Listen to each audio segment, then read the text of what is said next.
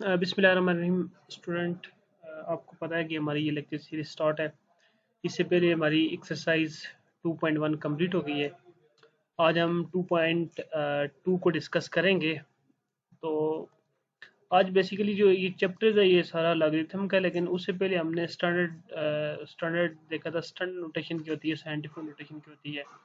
आज हम फर्दर पढ़ेंगे कि डेफिनेशन की होती है और डेफिनेशन ऑफ लॉगरिथम की होती है। ठीक है, तो सबसे पहले इसकी डेफिनेशन को देखते हैं। फिर मैं आपको ज़रा एग्जांपल से समझाऊंगा इसका मतलब क्या है। इफ़ बी की power Y is equal to X, अगर आपके पास ये बी की पावर वाई है इज इक्वल टू एक्स है, ये एक्सपोनेंशियल फॉर्म है। ठीक है, मीन कि इसकी एक्सपोनेंशियल फॉर्म क्या होती है? When the variable appear in the form of constant, in the form of exponent. ठीक है, जब कोई भी वेरिएबल किसी कांस्टेंट की पावर पे आ जाए तो हम कहते हैं ये हमारे पास एक्सपोनेंशियल फॉर्म होती है। ठीक है, बी यहाँ पे कोई रियल नंबर है, वाई यहाँ पे कोई वेरिएबल है। ठीक है, तो ये बेसिकली आप देखो y जो वेरिएबल है ये किसी कांस्टेंट की पावर में आ गया तो हम कहते हैं ये हमारे पास पूरी की पूरी कौन सी फॉर्म है? एक्सपोनेंशियल फॉर्म है। What is b and what is y and what is x all belong to real number. ठीक है, b x ये सारे के सारे रियल नंबर से बिलोंग करते हैं। वेरिएबल भी तो आप वेरिएबल को कोई नंबर तो असाइन करते हो ना। दैट्स y को मैं 1 असाइन करता हूँ, दैट इज रियल। 1 क्या है? रियल नंबर है। इसी तरह x को भी कोई नंबर ही असाइन करेंगे, ये भी रियल नंबर होगा। ये सारे के सारे क्या करते हैं? रियल नंबर में बिलोंग करते हैं। अब जरा इंपॉर्टेंट बात देखना, ये जो बी होगा ये भी ग्रेटर देन जीरो होगा, मीन कि ये पॉजिटिव होगा, नेगेटिव नहीं होगा। और ये जो एक्स है ये भी ग्रेटर देन जीरो होगा। ठीक है, बी ग्रेटर देन जीरो होगा, लेकिन एक और बात याद रखना, बी ये वन के बराबर भी नहीं होगा। मीन कि टू हो सकता है, थ्री हो सकता है, ये वन नहीं हो सकता। ठीक है, if b की power y is equal to x where x y b belong to real number and b greater than zero mean के कोई पॉजिटिव नंबर होगा, x also greater than zero mean ये भी पॉजिटिव नंबर है, and b not equal to one mean के one नहीं होगा, one से बड़ा होगा। ठीक है, जीरो तो डेफिनेटली जीरो से बड़ा है, मीन के पॉजिटिव है, और b वन भी नहीं होगा। Then y is the logarithm of x।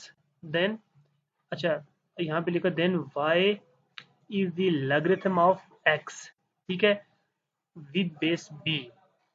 इसका क्या मतलब है इसको देखते हैं। रिटन एज, इसको कैसे लिखा जाएगा? b की power y is equal to X. यहाँ पे मैंने क्या कहा था? y is the logarithm of x with base b। इसको ऐसे लिखा जाएगा y equal to log of x। ठीक है, ये ऑफ होता है x विद बेस b।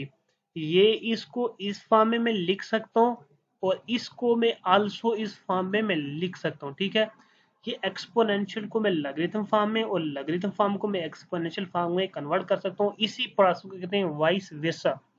ठीक है स्टूडेंट, अच्छा ये टॉपिक से पहले मैं डेफिनेशन क्लियर करना बहुत इंपॉर्टेंट होता है। टॉपिक क्लियर करना इंपॉर्टेंट होता है एसएलओ बेस के अकॉर्डिंग।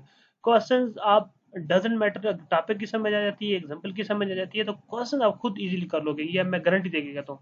ठीक है, अब मुझे पता है कि मैथमेटिक्स में जब सूटेबल डेफिनेशन सारी एग्जांपल ना बताई जाए तो आपको ये क्लियर नहीं होगा। अब इससे पहले मैं आपको एक एग्जांपल समझाता हूँ। देखो स्टूडेंट, अगर आपके पास यूं लिखो log विद बेस 9, जिस तरह यहाँ पे लिखा हुआ है, of 81 log of 81 with base 9 is equal to T is equal to 2। इसका क्या मतलब है स्टूडेंट? ये आपके पास लॉगरिथम फॉर्म में है। इसका ये मतलब है कि 9 की पावर 2 किसके बराबर हो जाएगा? 81 के बराबर हो जाएगा। ठीक है, ये दैट इज एक्सपोनेंशियल फॉर्म, और ये इस एक्सपोनेंशियल फॉर्म को लॉगरिथम फॉर्म में और लॉगरिथम फॉर्म को एक्सपोनेंशियल फॉर्म में लिखा जा सकता है। ठीक है, अच्छा इसको पढ़ते कैसे? इस चीज को जरा देखना। while evaluating logarithm remember that a logarithm is an exponent। ठीक है, यानी कि logarithm भी बेसिकली वो कहते हैं एक्सपोनेंशियल है। कैसे? For example if log with log of 81 with base 9 is equal to 2, then 2 is the 2 is the logarithm of 81। ठीक है, 2 is the logarithm of 81। ये जो इस साइड पे होगा ना, इसको कहते हैं कि 2 is the logarithm of 81 with base 9 since 9 raise to power 2 is equal to 81। ठीक है, 9 की पावर 2 हो तो ये हमारे पास आंसर क्या देता है? ये हमारे पास 81 देता है। अगर इस चीज को मैं लॉगरिथम फॉर्म में लिखूंगा, मैं क्या लिखूंगा? log, ये जरा देखना, log ऑफ 81 विद बेस 9 किसके बराबर होगा? वो जो हमारे पास है पावर होगी वो 2 उसके बराबर।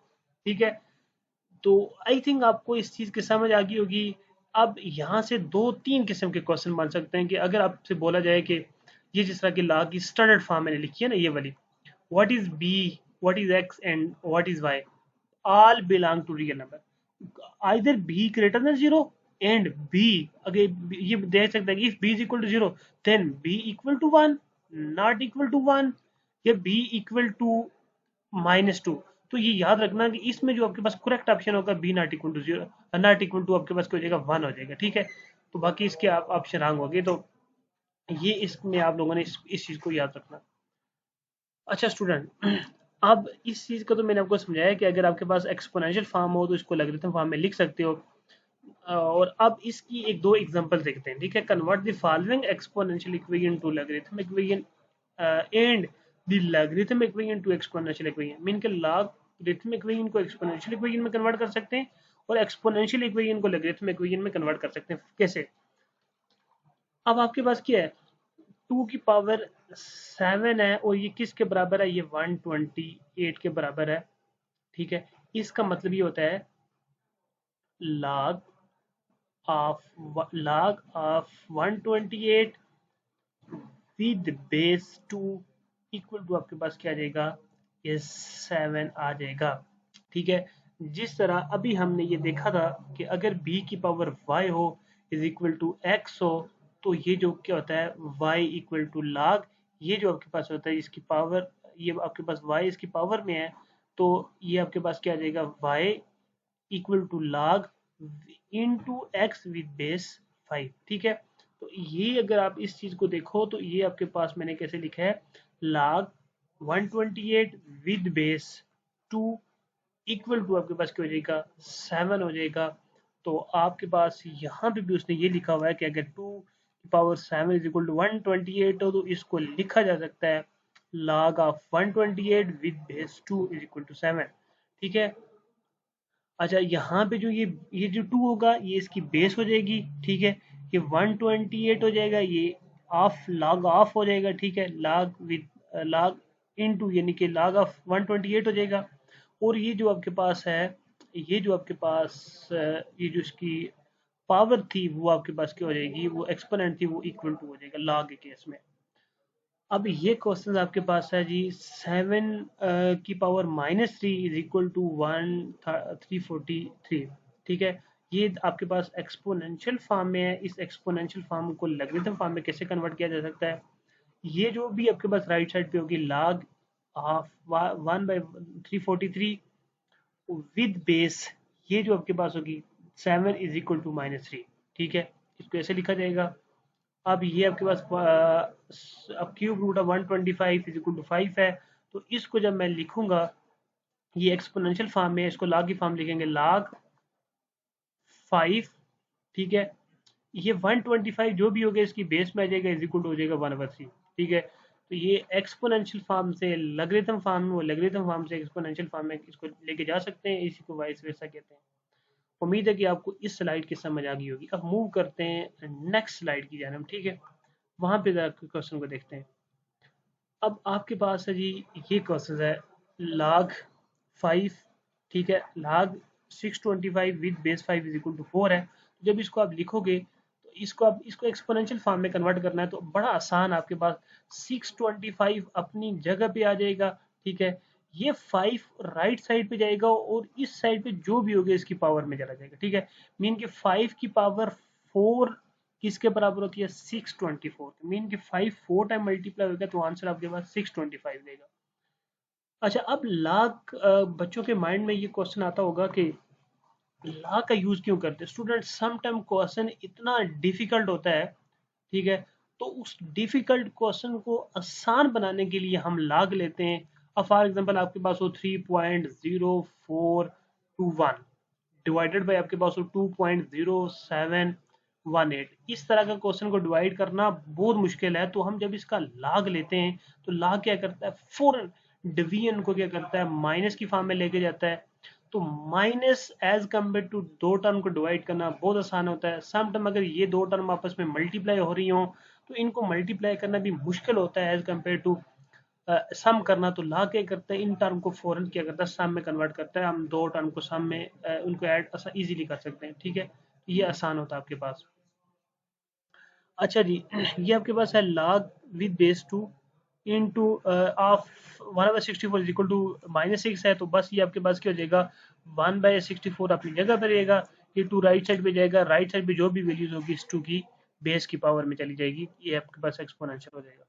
सेम एज इट इज है, इसको भी आप देख सकते हो, 1/3 इज इक्वल टू 81 की पावर -1/4 हो जाएगा, तो ये आपके पास इसके इक्वल आ जाएगा। ठीक है, अब यहाँ पे कुछ इंपॉर्टेंट फैक्ट्स हैं, इनको जरा देखिएगा। log of x with base b is defined only for positive value of x। ठीक है, पहले मैंने कहा था कि ये जो log है ये पॉजिटिव वैल्यू के लिए डिफाइन है। log with any base b of 1 equal to 0। अब यहाँ पे इसका मतलब क्या है, इसका क्या मतलब है कि मैं अगर यहाँ पे b की पावर 0, यानी कि ये आपके पास है ना, ये चीज़ आपके पास log with base b log of 1 with base b is equal to आपके पास के 0 है। इसका ये मतलब होता है कि b की कौन सी पावर होगी, ठीक है, जो हमारे पास आंसर 1 आ जाएगा। तो b की पावर 0 होगी तो आंसर हमारे पास क्या आ जाएगा, 1 आ जाएगा। किसी भी टर्म की पावर 0 इज इक्वल टू 1 होता है। ठीक है, अच्छा जी, अगर log विद अगर log और बेस उसके साथ, ये जो आपके पास of B, log of B with base B, अगर आपके पास ये टर्म और बेस ये दोनों सेम हो तो आपके पास क्या होता है, आंसर 1 आता है। कैसे, यहाँ पे log ऑफ बी है with base is equal to B की पावर 1 हो तो वो किसके इक्वल होता है, बी के इक्वल होता है। ठीक है, बी की पावर 1 हो तो वो बी के इक्वल होता है, तो ये इसका आंसर भी लिखा हुआ है। अच्छा जी, यहाँ पे लिखा हुआ है log विद बेस बी और a की power x equal to x हो तो ये हमारे पास क्या होता है, ये होता है a की power x is equal to b, right side पे जाएगा। ठीक है, और फिर आपके पास क्या हो जाएगा, उसकी पावर हो जाएगी आपके पास x। यहाँ पे अगर ये बेस b है तो फिर डेफिनेटली जो इसकी पावर होगी वो ये जो आपके बेस b है तो इधर इस साइड पे आ जाएगा, और ये जो ये यहाँ पे ये वैल्यूज है b की पावर में चली जाएगी। ठीक है, यहाँ पे मेरे ख्याल में इक्वल का इक्वल है, माइनस नहीं है। तो अगर आपके पास log of x1 with base b is equal to log with base b is equal to x2 है, दोनों बेस सेम है, तो आपके पास ये हो जाएगी, ये जो ऑफ है log of x1 log of x2, तो ये आपके पास क्या हो जाएगा, x1 is equal to x2 हो जाएगा। ठीक है, अच्छा जी स्टूडेंट, ये कुछ क्वेश्चन, ये कुछ चीज़ें थी जो मैंने आपको बता दी हैं। आपने इनको याद करना है, और ये छोटे मोटे कंसेप्ट हैं ताकि ये आपके माइंड में हो, तो फिर इनकी हेल्प से हम एक्सरसाइज को भी सॉल्व करेंगे आगे। ये कुछ एक दो एग्जांपल यहाँ पे भी, इनको भी देख लेते हैं कि check whether these log are define और नॉट, कि ये डिफाइन है कि नहीं है। अच्छा, अब ये एक क्वेश्चन है, ये इसको मैं आपको अलग से लाइट पे मैं सॉल्व कराता हूँ कि इसको कैसे करते हैं। ये आपके पास एग्जांपल है, एग्जांपल आपके पास ये है जी, log base 1 into 2 is equal to Y हो, तो अभी मैंने कहा था कि ये आपके पास एक्सपोनेंशियल में है ना, तो ये क्या मतलब, ये कहता है ये डिफाइन है कि नहीं है। इसको देखते हैं, इसका क्या मतलब है, इसका मतलब है कि y इक्वल टू ये 1 राइट साइड पे जाएगा, तो इसकी पावर आपके पास क्या हो जाएगी, y हो जाएगी। ठीक है, अब मुझे ये बताओ कि y की जगह मैं कौन सी वैल्यू रखूंगा ताकि आंसर मेरे पास 2 आ जाए। y की जगह मैं कौन सी ऐसी वैल्यू रखूंगा, मैं y की जगह 2 भी रखता हूँ तो 1 की पावर 2 भी हो तो आंसर 1 ही आता है। तो इसका मतलब है कि यहाँ पे 1 की पावर y है, तो y की जगह मैं कोई भी वैल्यू रखूंगा आंसर हमारे पास 2 नहीं आएगा। इसका मतलब है कि ये हमारे पास क्या होगा, इट इज नॉट डिफाइंड। ठीक है, इट इज नॉट डिफाइंड। ठीक है, इट इज नॉट डिफाइंड, आप ऐसे भी लिख सकते हो, इट इज नॉट डिफाइंड। ये जो आपके पास बुक वाला आंसर लिखा हुआ आप लिख सकते हो, none of the exponent, exponent power को कहते हैं, अब one can give answer to, तो ये हमारे पास क्या है, ये हमारे पास अनडिफाइंड है। सो आप ये लिख सकते हो, log with base 1 into of 2 is undefined. ये हमारे पास क्या है, ये अनडिफाइंड है। ठीक है, ये डिफाइन ही नहीं, या इट इज नॉट डिफाइंड या इट इज अनडिफाइंड, एक ही बात है। ठीक है, इन दो में से जो भी स्टेटमेंट आपको आसान लगती है इजीली वो उसको लिख लो। सेकंड एग्जांपल अगर आपको मैं दूं तो इसकी सेकंड एग्जांपल ये थी, log of -1 with base 5 is equal to Y हो, तो इसका क्या मतलब है, -1 is equal to 5 right side पे जाएगा और राइट साइड पे जो भी चीज होगी इसकी पावर में जाएगा। अब वो ये कह रहा है कि आप y की ऐसी वैल्यू बताओ जो मैं पुट करूंगा आंसर मेरे पास -1 आएगा। स्टूडेंट अगर मैं y की वैल्यू को यहाँ पे 0 भी रखता हूँ ना, तो 5 की जो पावर होगी वो अगर 5 की पावर 0 भी रखो ना, तो वो 5 की पावर 0 1 आएगी, -1 नहीं आएगी। इसका मतलब है कि ये भी आपके पास नॉट डिफाइन। अब दूसरी बात, अभी अब मैंने डेफिनेशन ये कह रही थी कि अगर आप वो जो डेफिनेशन अभी हमने पीछे पढ़ी थी, अगर b की power y is equal to x हो, ये होता है log of x with base b is equal to y for all x y and b ये बिलोंग टू रियल नंबर करते हैं, x भी ग्रेटर देन 0 होगा, वाई बी ग्रेटर देन 0 होगा, और बी आपके पास बी भी जो है वो आपके पास क्या हो जाएगा, बी भी आपके पास, हाँ ये वाई का, तो वाई आपके पास कुछ भी हो सकता है, एक्स एंड बी आपके पास क्या हो जाएंगे, ग्रेटर देन 0 होंगे, और बी नॉट इक्वल टू 1 हो जाएगा। तो अगर आप यहाँ पे इन दो को देखो तो ये दो ग्रेटर देन 0 पॉजिटिव है, इसका मतलब है कि यहाँ ये तो एक्स को शो करता है, अगर यहाँ पे इसको देखो ये एक्स को शो करता है, ये नेगेटिव आ गया, ये तो ऑफ कोर्स ये डिफाइन नहीं है, ठीक है। तो आप लिखोगे इट इज नॉट डिफाइंड, ठीक है, इट इज नॉट डिफाइंड, ये आपके पास डिफाइंड नहीं है, ठीक है। आई थिंक आपको इसकी समझ आ गई होगी। अच्छा जी, एक दो इसकी और एग्जांपल देखते हैं फिर आगे मूव करते हैं। अगर आपके पास log base 2 of 0 is equal to Y हो, तो इसको कैसे देखते हैं। इसका मतलब है 0 इज इक्वल टू 2 की पावर वाई हो जाएगा ना, एक्सपोनेंशियल से ऐसे ही जाते हैं ना। ये आपने अभी देखा था कि अगर आपके पास b की power y is equal to x हो, यानी कि b की पावर y है, b की power y equal to x हो, इसको एक्सपोनेंशियल फॉर्म में कैसे लिखते हैं। इसका क्या मतलब है, इसका मतलब है दिस इम्प्लाइज दैट, इसका मतलब ये है कि इसको मैं लिख सकता हूँ log base b of x is equal to क्या हो जाएगा, y हो जाएगा। यानी कि इस फॉर्म में, इसको इस फॉर्म से इस फॉर्म में, इस फॉर्म से इस फॉर्म में आ सकते हैं। अब ये y की पावर अगर मैं यहाँ पे 0 भी रखता हूँ ना, y इक्वल टू 0 भी रखता हूँ ना, तो 2 की पावर 0 भी 1 होता है। ये कोई भी ऐसी वैल्यू नहीं है जहाँ पे मैं रखूंगा मुझे आंसर 0 मिलेगा। इट इज आल्सो अनडिफाइंड, ठीक है, defined, defined for log of 2, log of 0 with base 2 equal to y, ठीक है, ये इसके लिए डिफाइन ही नहीं ये चीज। एक दो क्वेश्चन और हैं, एग्जांपल्स हैं, फिर मैं समझाने के बाद फिर मैं नेक्स्ट मूव करूंगा, ठीक है। अच्छा, अगर मेरे पास ये चीज गिवन हो, log with base 2 of 4 minus 2x is equal to y हो, पहली बात है इसको एक्सपोनेंशियल में कैसे लिखते हैं, 4 minus 2x is equal to 2, ये बेस वहां पे जाती है, इसकी जगह ये बेस की पावर में चली जाती है।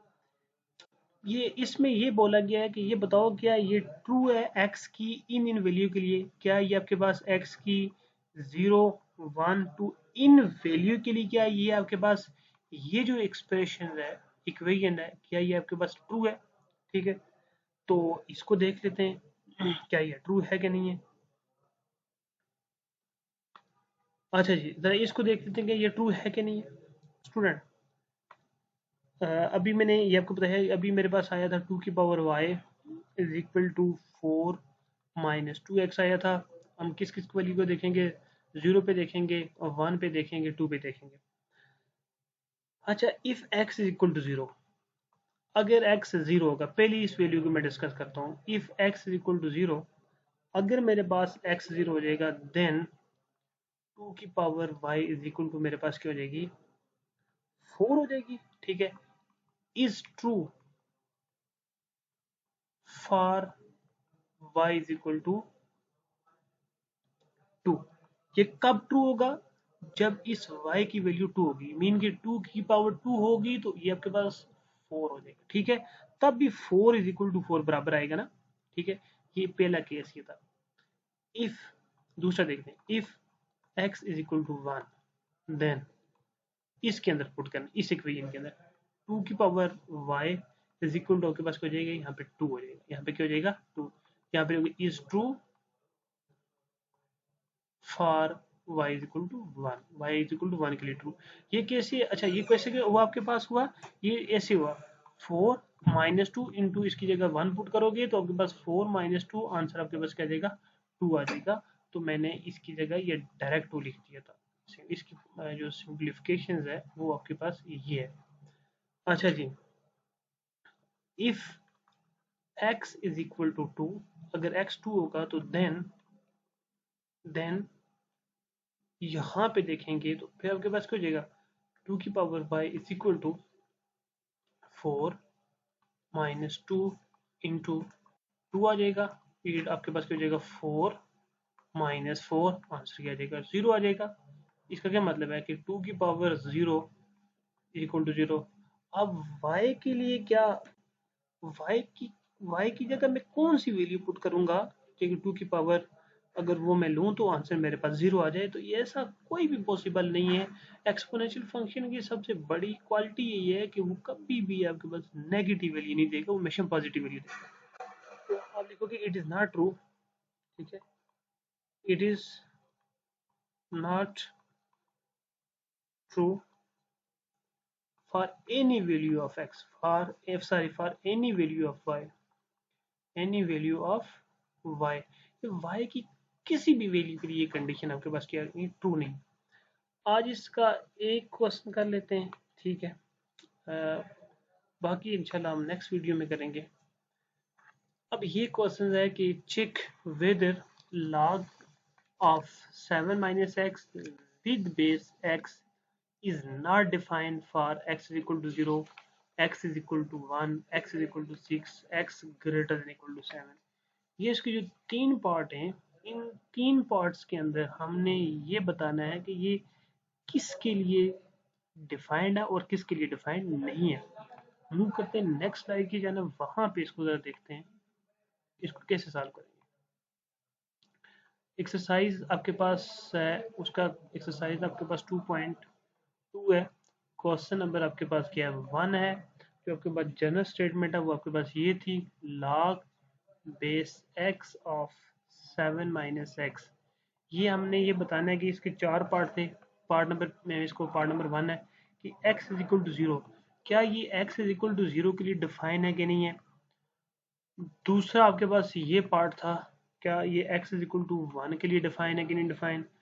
तीसरा आपके पास ये पार्ट था, क्या ये x इक्वल टू 6 के लिए डिफाइन है कि नहीं डिफाइन। चौथा आपके पास ये था कि x greater than equal to 7 के लिए डिफाइन है कि नहीं डिफाइन। ठीक है, सॉल्यूशन से स्टार्ट करते हैं। सबसे पहले आपने लिखना है log base x of 7 - x है। जब अगर मैं इसको एक्सपोनेंशियल में कन्वर्ट करता हूँ तो ये एक्सपोनेंशियल में कन्वर्ट करता हूँ तो ये मेरे पास क्या हो जाएगा। अब ज़रा इसको देखना। अच्छा, जब ये चीज़ आपके पास गिवन हो ना, इसको आप बेहतर है कि इसको आप लेट कर लो किसके, किसी अनदर वेरिएबल के। लेट सपोज को मैं y के इक्वल लेट कर लेता हूँ। मैंने लेट कर लिया किसके, लेट ये सपोज कर लिया ये y के इक्वल है। फिर ये क्या हो जाएगा 7 - x is equal to x की पावर क्या हो जाएगी y हो जाएगी। अब आपने इस कंडीशन को याद रखना है, इस कंडीशन को क्या करना आपने यहाँ पे याद रखना। अच्छा स्टूडेंट, अगर यहाँ पे ये फर्स्ट पार्ट ले लेते हैं, अब इसको फर्स्ट पार्ट उसको सॉल्व करेंगे ना। अगर मैं x इज इक्वल टू 0 रखता हूँ, ठीक है, अगर मैं x के रखता हूँ, मैं 0 रखता हूँ यहाँ पे क्या जाएगा 7 - 0 इज इक्वल टू 0 की पावर आपके पास क्या हो जाएगी y हो जाएगी। क्या 0 की पावर y हो तो आपके पास आंसर क्या आता है 0 ही आता है, ठीक है। अब अच्छा ये चीज कंडीशन यहाँ पे आ गई ना। अब y की जगह मैं कौन सी वैल्यू रखूंगा कि उसका आंसर मेरे पास 7 के इक्वल आ जाएगा। अब 0 की पावर कुछ भी होगी तो डेफिनेटली 0 होगी, तो ये आपके पास कभी भी इसके इक्वल नहीं आएगा। आपने लिखना है it is undefined, it is undefined, ठीक है, इट इज अनडिफाइंड फॉर किसके लिए, for this case log base x into 7 - x at x is equal to 0। इस चीज के लिए आपके पास ये डिफाइन। सेकंड कंडीशन पे जाते हैं, ठीक है। तो ये आपने ये जो इक्वेशन है इसको आपने याद रखना, ये जो अभी हमने बनाई थी ये वाली 7 - x is equal to x की पावर y। अब सेकंड पार्ट इसका क्या था, x इज इक्वल टू 1 के लिए क्या ये डिफाइन है कि नहीं डिफाइन, पुट करते हैं जी, जहां जहां भी आपके पास x है उसकी जगह ये पुट करते हैं, तो 1 की power y। 6 is equal to 1 की पावर y। क्या y की ऐसी कोई वैल्यू एग्जिस्ट करती है, अगर मैं इसकी पावर में रखूं आंसर 6 आ जाए। अब y की जगह बेशक 6 भी रखो ना, तो 6 1 की पावर 6 हो, इसका मतलब है कि 1 6 टाइम मल्टीप्लाई होता है, ठीक है। इसका मतलब है कि वो 6 टाइम मल्टीप्लाई है, तो आंसर तो आपके पास क्या आ जाएगा, सारी 1 आ जाएगा। 1 1 1 1 1 1 1 1 1 1, तो यानी कि 100 टाइम में मल्टीप्लाई है तो आंसर 1 ही आता है। तो इसका मतलब है कि ये y की किसी वैल्यू के लिए भी आंसर नहीं है आपके पास, एग्जिस्ट नहीं कर रहा है, ठीक है। It is not defined, it is not defined, ठीक है, for any value of y, for any value of y, y की किसी वैल्यू के लिए डिफाइन है, या आप ऐसे भी देख सकते, इट इज नॉट डिफाइंड, जो गिवन क्वेश्चन है वो लिखे at x is equal to 1, ऐसे भी आप लिख सकते हो। इसका नेक्स्ट पार्ट देखते हैं, तो वो हमारे पास क्या बनता है। इसका जो हमारे पास है जी, वो तीसरा पार्ट ये था, x इज इक्वल टू 6 के लिए देखते हैं क्या ये डिफाइन है कि नहीं डिफाइन। जो इक्वेशन आपके पास बनी थी वो आपके पास ये बनी थी 7 - x, ठीक है। 7 - x is equal to x की पावर y, ठीक है। अब जहां जब भी आपके पास है 6 है, सॉरी यहाँ पे x है, वहां पे आपके पुट करो 6 पुट करो, तो ये आपके पास आ जाएगा जी 7 - 6, तो आपके पास 1 आ जाएगा, और 6 की पावर आपके पास क्या है, y। कोई ऐसा नंबर है, अगर मैं इस y की जगह रखूं आंसर 1 आ जाएगा, हाँ जी यहाँ पे एक नंबर एग्जिस्ट करता है। हमें पता है कि किसी भी टर्म की पावर 0, किसी भी टर्म की पावर 0 वो इक्वल टू क्या होता है, 1 होता है। हाँ, अगर y की जगह मैं यहाँ पे रखता हूँ, since if y is equal to 0 होगा, तो ये फिर आपके पास क्या हो जाएगा, ये आपके पास 6 की पावर 0 किसकी इक्वल आएगी, 1 की इक्वल आएगी, ठीक है। इट इज डिफाइंड, ठीक है, for for y is equal to 0, ठीक है। ये y इज इक्वल टू 0 के लिए डिफाइन है, ये it is defined at y is equal to 0, ठीक है, ऐसे लिख लो, it is defined at y is equal to 0। ये जब y 0 होगा तो ये कंडीशन इस केस में डिफाइन करे, होल्ड करेगी, बाकी केस में ये होल्ड नहीं करेगी। आज के लेक्चर का लास्ट क्वेश्चन है, ठीक है, इसका चौथा पार्ट है। इसको देख लेते हैं कि x greater than equal to 7। अच्छा, x greater than equal to 7 का मतलब क्या है, पहले तो इसको भी देख लेते हैं, इसका मतलब क्या है। इसका मतलब है कि x 7 भी होगा, 7 से बड़े 8 भी होगा, 9 भी होगा, उससे बड़े सारे नंबर के लिए क्या देखते हैं, ये कंडीशन होल्ड करती है कि नहीं करती। देखो 7 - x है इज इक्वल टू x की पावर y, आपने यही कंडीशन लिखनी। पहले मैं सबसे छोटा नंबर लेता हूँ, x at x is equal to 7 पे चेक करते हैं क्या यहाँ पे ये कंडीशन होल्ड करती है नहीं करती। 7 - 7 इज इक्वल टू 7 की पावर आपके पास क्या आ जाएगी, y आ जाएगी। ये 0 इज इक्वल टू 7 की पावर y। क्या 7 ये पावर y क्या है, 7 की power y is equal to 0 है। क्या y की जगह मैं कोई ऐसी वैल्यू पुट कर सकता हूँ जिससे आंसर 0 हो जाए, no, it is not defined, it is not defined for any value of, for any value of y, ठीक है। ये y की किसी वैल्यू के लिए डिफाइन है। आप जो 8 पुट करके देख लो, ठीक है, 8 पुट करोगे नेगेटिव नंबर आ जाएगा, 9 पुट करोगे तो नेगेटिव नंबर आ जाएगा, ठीक है। कैसे, मैं आपको बता देता हूँ। यहाँ पे जब मैं x की जगह 8 रखूंगा तो आपके पास क्या आ जाएगा, 8 की पावर y माइनस आ जाएगा 8 की पावर। आप अभी मैंने कहा एक्सपोनेंशियल की जगह कोई भी वैल्यू पुट करो, कभी भी आपके पास आंसर नेगेटिव नहीं आएगा, हमेशा पॉजिटिव आएगा। तो मेन की इससे ऊपर जितनी भी वैल्यू पुट करोगे आंसर नेगेटिव आएगा, तो वो तो नेगेटिव के लिए तो ये कभी एग्जिस्ट करता ही नहीं है, ठीक है। तो इसका मतलब है कि it is not defined for any value of y, किसी भी y की वैल्यू के लिए ये कंडीशन होल्ड ही नहीं करती। उम्मीद करता हूँ कि आज ये जो मैंने लेक्चर आपको बताया इसकी आपको यकीनन समझ आई होगी, ठीक है। ये न्यू चीज़ थी लॉगरिथम, तो इस वजह से आपने इस वीडियो को गौर से देखना है। फिर भी किसी किस्म का क्वेश्चन हुआ तो आपने कमेंट बॉक्स में पूछना है। इंशाल्लाह I will be reply. Thank you so much.